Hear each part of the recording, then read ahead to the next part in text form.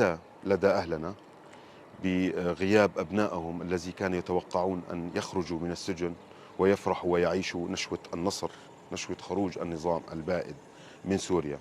فهذه ظلت غصة في قلوب السوريين حقيقة. نحن كما ترون الآن بقيد البحث عند تلقي أي بلاغ.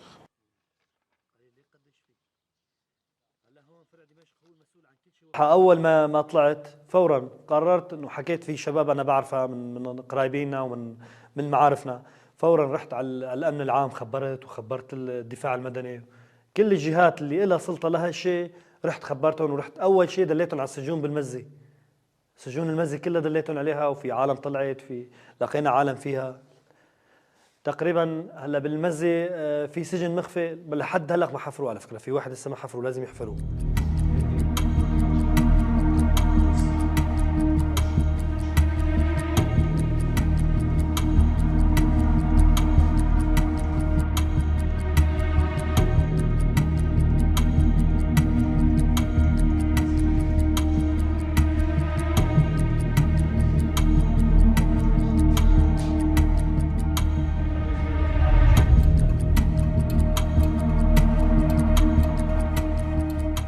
هاي وهاي هدول كانوا اللي انا كنت هون رئيس مهجع.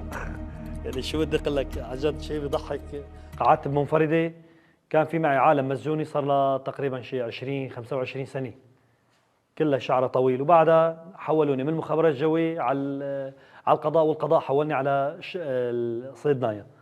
من صيدنايا هونيك لو تشوف المناظر شيء مو طبيعي. مستحيل انه تقولي هون بشر، لا مستحيل يعيش بشري هون، لأنه الشيء اللي شفناه عن جد من قتل، من إهانة، من تعذيب، شيء يعني خارج الوصف.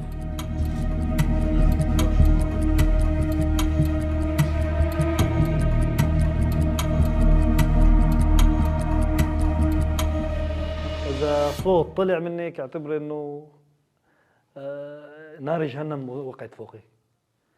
يفوت من المهجع بعد القتل وهالتعذيب هذا، يفوت له من المهجع 3 4 ميتين، هاي موقف قلبهم بالقتل. عقد ما قتلوا في عالم بيضربوها على راسها المخ بيطلع من، بصراحة بيضلوا عندنا بنزتهم وين؟